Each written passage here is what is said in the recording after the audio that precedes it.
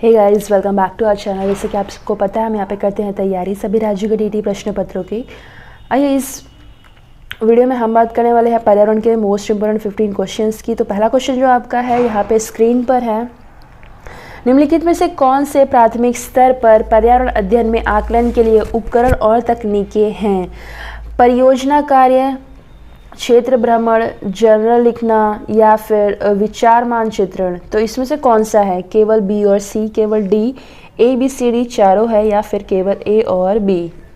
तो देखिए, अगर बात करते हैं प्राइमरी लेवल की, अगर हम पर्यावरण अध्ययन की अगर हम बात कर रहे हैं तो यहाँ पे आपका परियोजना कार्य जो है वो आ जाता है, आपका क्षेत्र भ्रमण जो है, फील्ड ट्रिप वगैरह भी आ जाता है, जर्नल लिखना भी आ जाता है, विचार मानचित्रण भी आ ही जाता है। तो यहाँ पे ओवरऑल टोटल सारी चीज़ें जो है इंक्लूडेड है प्राइमरी लेवल पे। तो आपका ए बी सी डी चार के चारों जो है वो आ जाएंगे। नेक्स्ट है आपका मिजोरम में की जाने वाली झूम खेती के विषय में निम्नलिखित कथनों का हमें अध्ययन करना है। तो 4 कथन दिए हैं, पहले तो इसका हम अध्ययन कर लेंगे। एक फसल को काटने के पश्चात भूमि को कुछ वर्षों तक खुला छोड़ देते हैं। नेक्स्ट है आपका इस भूमि पर उगने वाले बांस और खरपतवार को काटकर जला दिया जाता है। सी है बीज बोने से पहले भूमि की जो है वो गहरी जुताई की जाती है। और डी है एक ही खेत में 3-4 भिन्न भिन्न प्रकार की फसलें उगाई जाती हैं। और ई है आवश्यकता अनुसार रासायनिक उर्वरकों और कीटनाशकों का भी उपयोग किया जाता है। तो देखिए, अगर बात करते हैं यहाँ पे आंसर में अब क्या पूछा गया है, कथन पूछा गया है, कौन कौन सा आपका इसमें से सही है, कौन सा गलत है? सी, डी और ई, ए, बी और डी, केवल ए और बी या फिर केवल बी और डी? तो इसमें से कौन सा कथन सही है? तो आइए फिर से एक बार इसे रीड आउट कर लेते हैं ताकि कोई मिस्टेक ना रहे। झूम खेती के विषय में जो भी 4 दिए गए हैं, आपके 4 नहीं 5 दिए गए हैं यहाँ पे, तो 5 में से जो भी आपका करेक्ट है वो आपका अप्रोप्रिएट आंसर हो जाएगा। इसमें से जो इसमें से टॉपिक्स करेक्ट होंगे। यानी कि देखिए, अगर पहले तो हम बात करते हैं कि एक फसल को छोड़ के, यानी कि एक फसल को काटने के पश्चात जो भूमि है कुछ वर्षों तक खुला छोड़ देते हैं, तो ये तो हम करते हैं, तो ये ए तो आपका आ जाएगा। फिर मिजोरम में जो है आपका जो इस भूमि पे उगने वाले बांस होते हैं और खरपतवार होते हैं, इसको काट के जला देते हैं, तो ये भी बिल्कुल सही लिखा गया है। बीज बोने से पहले गहरी जुताई करते हैं, तो ये नहीं है, ठीक है। तो सी ऑप्शन आपका नहीं आएगा, गहरी जुताई नहीं करते हैं। एक ही खेत में 3-4 प्रकार की भिन्न भिन्न फसलें उगाई जाती है, तो ये बिल्कुल भी सही है आपका, उगाई जाती हैं 3-4 फसलें एक ही खेत में। और आवश्यकता अनुसार रासायनिक उर्वरकों और कीटनाशकों का उपयोग ये लोग बिल्कुल भी नहीं करते हैं झूम खेती के एवज में। तो सी और ई आपका बिल्कुल नहीं है, ए, बी और डी बिल्कुल सही है। यानी कि भूमि को काटने के पश्चात कुछ वर्षों तक खुला छोड़ देते हैं, उस पर खरपतवार और बांस जो है उसको जला देते हैं और 3-4 भिन्न भिन्न प्रकार की फसलें उगाई जाती हैं। तो आइए ऑप्शन देख लेते हैं, आपका ए, बी और डी कौन से इसमें है? आपका ए, बी और डी यहाँ पे आपका बी ऑप्शन में है, तो बी ऑप्शन आपका एकदम करेक्ट हो जाएगा।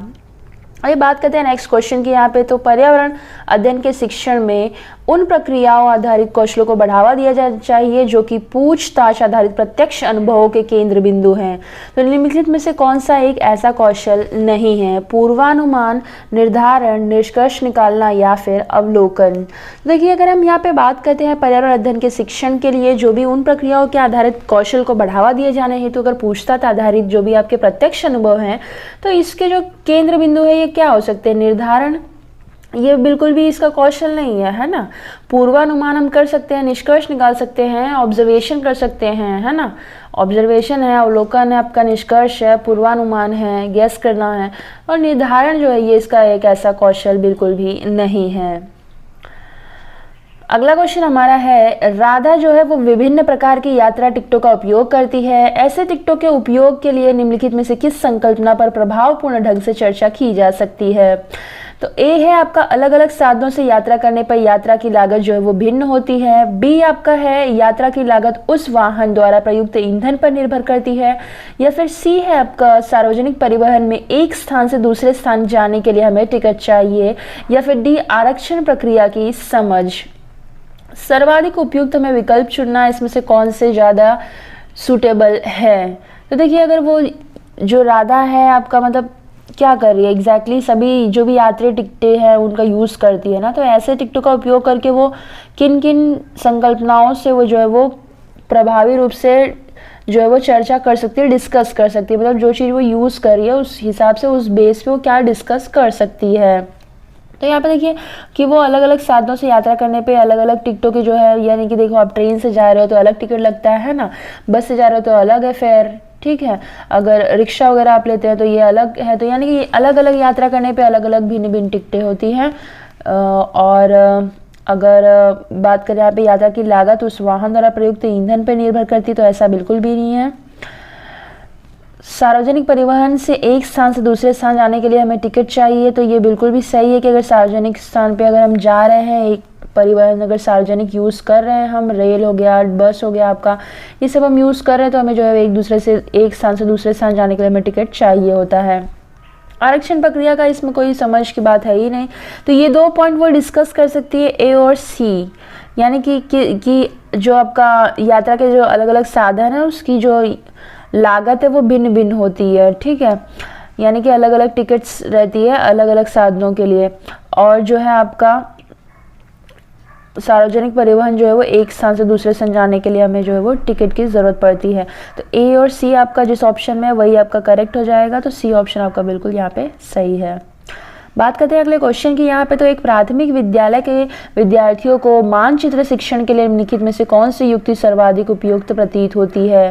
तो यहाँ पे देखिए अध्यापक द्वारा श्याम पट पर मानचित्र बनाना तथा शिक्षार्थियों को विभिन्न स्थानों की स्थिति बताने को कहना, या फिर शिक्षार्थियों को निर्देश देना कि वे घर से भारत का मानचित्र लेकर आए, या फिर शिक्षार्थियों को एटलस दिखाना और विभिन्न स्थानों की स्थिति बताने के लिए कहना, या फिर शिक्षार्थियों की सहायता करना कि वे अपने ही संकेतों का उपयोग करते हुए अपने निकटतम परिवेश का मानचित्र बनाएं और वस्तुओं की सापेक्ष स्थिति और दिशा पर जो है वो ध्यान केंद्रित करें।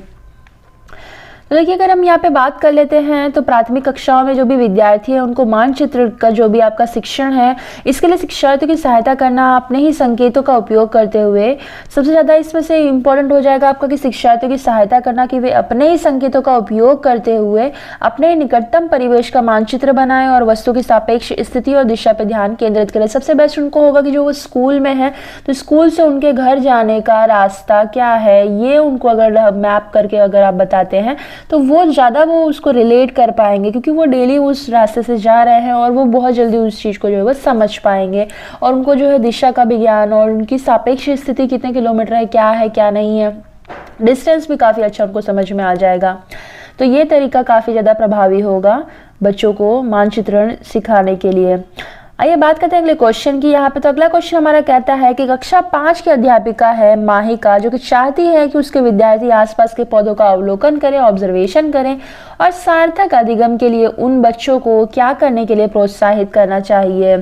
तो समझना कि भाई पौधे भी जो होते हैं सजीव होते हैं, या फिर समझना कि पौधे हमारे लिए उपयोगी होते हैं, या फिर अधिकतम पौधों के नाम लिखना, या फिर उनकी ऊंचाई, पंक्तियां, गंध और उगने के स्थानों में अंतर का अवलोकन करना। तो देखिए अगर हम यहाँ पे अगर बात करते हैं कक्षा 5 की अध्यापिका जो कि आपकी माहिका है, और ये आसपास के जो भी पौधों को अच्छी तरीके से अवलोकन करने और उस जगह के जहाँ पे भी पौधे उगाए जाते हैं तो उनकी ऊंचाई क्या है, पत्तियाँ क्या है, गंध क्या है, उनके उगने वाले जो भी स्थान है उसमें जो है अंतर करना, ये अवलोकन करना, ये ऑब्जर्व करना, ये जो है वो उसके लिए उनको प्रोत्साहित करना चाहिए। नेक्स्ट है आपका कि प्राथमिक स्तर पे पर्यावरण अध्ययन पढ़ाने के लिए निम्नलिखित में से कौन सा पहलू सबसे महत्वपूर्ण होना चाहिए। क्रियाकलाप संचालित तथा कौशलों का विकास करना, आकलन में सफलता प्राप्त करना, विज्ञान की आधारभूत संकल्पनाओं को समझना, सीखने वालों को प्राकृतिक एवं सामाजिक सांस्कृतिक पर्यावरण से जोड़ना। तो देखिए यहाँ पे अगर हम बात करते हैं प्राथमिक स्तर पर पर्यावरण पर अगर महत्वपूर्ण है पढ़ाने के लिए, तो वह विद्यार्थियों को पर्यावरण अध्ययन के लिए प्रोत्साहित करना कि भाई उनकी जो प्राकृतिक और सामाजिक सांस्कृतिक पर्यावरण है इससे वो जुड़ पाए और इसी से जो है वो उनको हम कोरिलेट कर पाएंगे।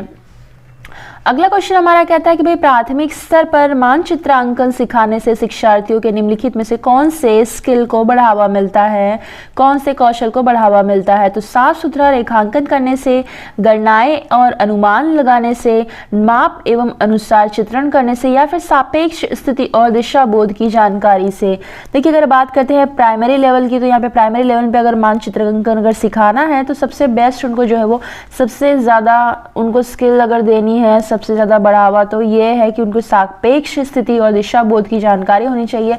अदरवाइज मैप में बाकी चीज़ों का कोई और ज़्यादा मीनिंग नहीं रहता है। सबसे पहला कुछ इंपॉर्टेंट है तो वो है सापेक्ष स्थिति और उनके दिशा बोध की जानकारी होना। अगला क्वेश्चन हमारा है, निम्नलिखित में से तालिका का अध्ययन करना है आपको। तो यहाँ पे एक तालिका दी गई है जिसका हमें अध्ययन करना है। पहले तो पेट्रोल का मूल्य दिया गया है, सच में पेट्रोल के मूल्य बहुत बढ़ गए हैं और यहाँ पे तो बहुत ही कम लिखे हैं।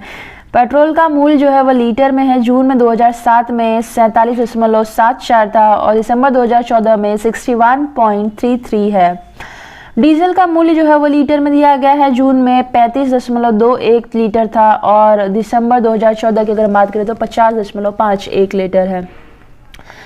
तो यहाँ पे अगर उपयुक्त तालिका की अगर हम बात करते हैं तो यहाँ पे पूछा गया कि भाई पेट्रोल एवं डीजल की अपेक्षा कौन सा अधिक महंगा ईंधन है। पेट्रोल की अपेक्षा डीजल मूल्य में वृद्धि का प्रतिशत अधिक है। डीजल सस्ता है इसलिए सार्वजनिक परिवहन इस पर चलता है, या फिर डीजल पेट्रोल से सस्ता ईंधन है, लोगों को डीजल वाली गाड़ियां खरीदनी चाहिए। देखिए अगर यहाँ पे पूछा गया है क्या निम्नलिखित में से कौन सा विकल्प जो है आपका सही है, तो इसे एक बार पूरे स्क्रीन पर ले लेते हैं। अगर यहाँ पे देखिए अगर हम बात करते हैं ना सबसे जो अप्रोप्रिएट है तो देखिए कौन सा है, पेट्रोल और डीजल। पेट्रोल जो है वो डीजल की अपेक्षा अधिक महंगा ईंधन है। तो देखिए पेट्रोल को कहा गया कि डीजल से जो है वो बहुत ज़्यादा महंगा है। तो देखो ना यहाँ पे जो है वो यहाँ पे इसका प्राइस तो इतना ज़्यादा नहीं था पर इसका प्राइस बहुत ज़्यादा बढ़ गया था। तो कैसे हो सकता है ये तो बिल्कुल भी नहीं हो सकता। पेट्रोल की अपेक्षा जो है डीजल के मूल्य में वृद्धि का प्रतिशत अधिक है, तो ये जब नहीं है तो ये कैसे हो जाएगा। डीजल जो है वो सस्ता है इसलिए सार्वजनिक परिवहन पर इस पे ही चलता है। तो यहाँ पे सी ऑप्शन जो है वो आपका अप्रोप्रिएट है इस तालिका के हिसाब से। और डीजल पेट्रोल से सस्ता ईंधन है और लोगों को डीजल वाली गाड़ियाँ खरीदनी चाहिए। तो डी भी कहीं हद तक बिल्कुल सही ही लग रहा है यहाँ पे। तो आइए बात करते हैं यहाँ पे आंसर की, तो कौन सा जानकारी इसमें से जो है वो काफ़ी सही है। तो देखिए विद्यार्थी अगर बात करें देवीमीत जो है अपना नोटबुक में लिख रहे हैं भाई, तो नोटबुक में क्या लिखेंगे, तो नोटबुक में यही लिखेंगे भाई डीजल जो है वो सस्ता है और वो सार्वजनिक परिवहन इसी से जो है वो चलता है और डीजल पेट्रोल से जो है वो सस्ता ईंधन है, तो लोगों को जो है डीजल वाली गाड़ियाँ खरीदनी चाहिए। तो सी और डी जो निष्कर्ष है ये जो है वो उसके हिसाब से ठीक है। पदक तालिका जो आपका यहाँ पे जो आपका तालिका दी है उस हिसाब से। आइए बात करते हैं अगले क्वेश्चन की यहाँ पे। तो आपका प्राथमिक कक्षाओं में पर्यावरण अध्ययन के लिए निम्नलिखित सभी सामान्य उपागमों का अनुपालन किया जाना है केवल इसे छोड़कर। मूर्त से अमूर्त, सरल से कठिन, स्थानीय से वैश्विक या फिर अमूर्त से मूर्त। तो कौन सा इसमें से बिल्कुल भी सही है। देखिए पर्यावरण के उपागमों की अगर हम बात करें तो प्राथमिक कक्षाओं में पर्यावरण अध्ययन के लिए सभी उपागम जो है वह मूर्त से अमूर्त है, सरल से कठिन है, स्थानिक से आपका जो यहाँ पे स्थानिक से वैश्विक जो है ये सबका जो है वो अनुपालन किया जाना चाहिए। लेकिन जो इसमें से नहीं करना चाहिए वो है आपका अमूर्त से जो मूर्त है इसका अनुपालन नहीं करना चाहिए, है ना। क्यों प्राइमरी लेवल पे उनको क्या समझेगा अमूर्त क्या होता है, मूर्त क्या होता है। ठीक है इंद्रधनुष अगर बता देंगे लेकिन वो खाली फील कर पाएंगे ना, मतलब एग्जैक्टली उनको दिखाना पड़ेगा तो वो डायरेक्टली नहीं उसको फील कर सकते हैं जब तक वो उसको देखे ना रहे। तो अमूर्त चिंतन वो नहीं कर सकते हैं, इतने लेवल के नहीं होते हैं वो। तो यहाँ पे बी और सी आपका सही आ जाएगा एग्जैक्टली। यहाँ पे सरल से कठिन होगा, स्थानिक से वैश्विक हो जाएगा, लेकिन मूर्त से अमूर्त और अमूर्त से मूर्त ये नहीं आएगा आपका। ठीक है ना।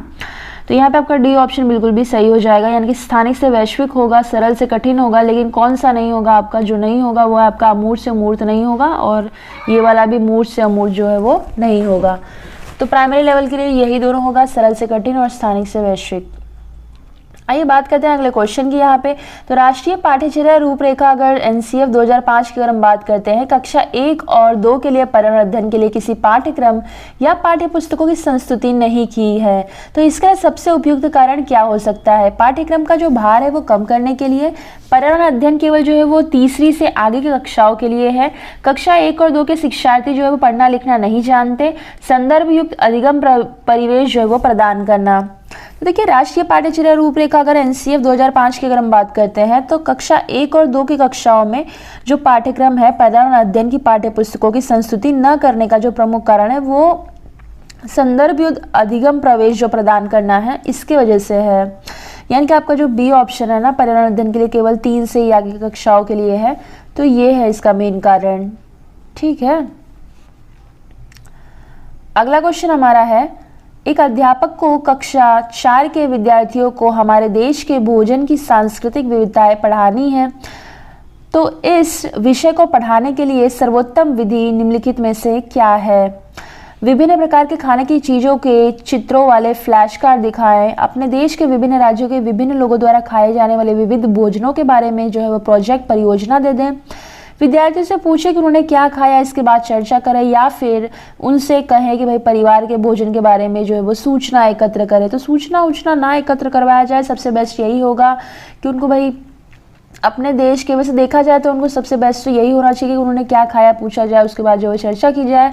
लेकिन खाने के बाद बच्चों को याद कहाँ रहता है, तो इसलिए यहाँ पे सबसे अप्रोप्रिएट ये होगा, अगर टिफिन बॉक्स खोलने वाला ऑप्शन रहता तो वो हमेशा ही सही चले जाता है। लेकिन यहाँ पे पूछा उन्होंने क्या खाया है, तो खाने के बाद बच्चों को मोस्टली याद नहीं रहता है वैसे। ठीक है, तो यहाँ पे सबसे बेस्ट हो जाएगा कि कक्षा 4 के जो विद्यार्थी हैं उनको जो है अपने देश के विभिन्न राज्यों के विभिन्न लोगों द्वारा खाए जाने वाले विविध भोजनों के बारे में एक प्रोजेक्ट दे दिया जाए, एक परियोजना दे दी जाए। तो उनको जो है प्रोजेक्ट बनाने को कहेंगे तो फिर पता चल जाएगा ना, फिर गोवा वाले जो है वो मछली चावल खाते हैं, उत्तर प्रदेश वाले अगर है तो फिर वो अपना रोटी वगैरह ज़्यादा खाते हैं, और अगर हम बात करते हैं गुजरात में तो ढोकला वगैरह बहुत ज़्यादा वहाँ पे फेमस है, तो वो सब खाते हैं। तो मतलब अलग अलग जो है फूड्स को फिर वो लोग जो है वो ऑब्जर्व करेंगे, प्रोजेक्ट बनाएंगे, तो इनसे ज़्यादा उनको जो है वो सीखने को मिलेगा, रादर देन उन्होंने क्या खाया है या फिर अपने परिवार के भोजन के बारे में अगर एकत्र करेंगे सूचना, इससे ज़्यादा उनको जो है सर्वोत्तम विधि यहाँ पे पूछा ना, तो सर्वोत्तम कौन सी होगी? सर्वोत्तम आपकी यही हो जाएगी, उनको सबसे ज़्यादा सीखने मिलेगा इससे।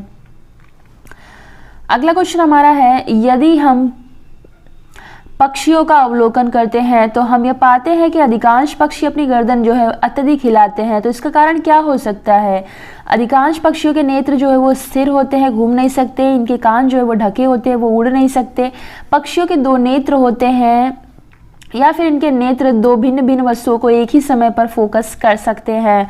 देखिए बात करते हैं अगर पक्षियों की, तो ये अवलोकन करते समय ज्ञात होता है कि भाई जो अधिकांश पक्षी हैं ना वो अपनी आंखों को हिला नहीं सकते, तो इसका कारण यही है कि भाई वो अपनी जो है पक्षी नेत्र जो है उनकी पुतलियाँ जो है वो स्थिर है ना, वो घूम नहीं सकती, इसलिए तो अपनी गर्दन घुमा घुमा के देखते हैं ना।